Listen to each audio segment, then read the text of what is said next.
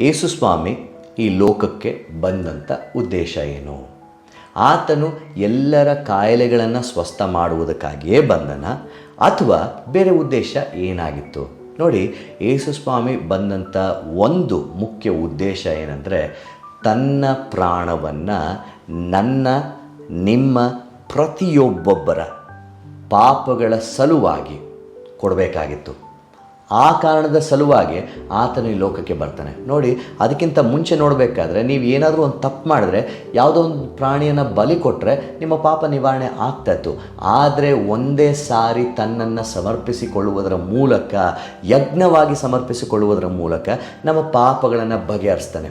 ಈ ಒಂದು ಮುಖ್ಯ ಉದ್ದೇಶಕ್ಕಾಗಿ ಮಾತ್ರವೇ ಯೇಸುಸ್ವಾಮಿ ಬಂದಂಥದ್ದು. ಆದರೆ ಅದರ ಜೊತೆಗೆ ಸ್ವಾಮಿ ಈ ಅದ್ಭುತ ಕಾರ್ಯಗಳನ್ನು ಮಾಡುವುದರ ಮೂಲಕ ಜನರ ಜೀವಿತಗಳನ್ನು ಮುಟ್ತಾನೆ.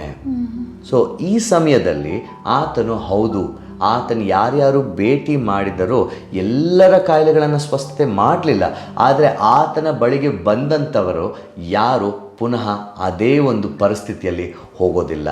ಅವರ ಜೀವಿತಗಳು ಬದಲಾಗಿ ಹೋಗುವಂಥದ್ದನ್ನು ನಾವು ಸತ್ಯವೇದದಲ್ಲಿ ಓದುವಂಥವರಾಗಿರ್ತೇವೆ.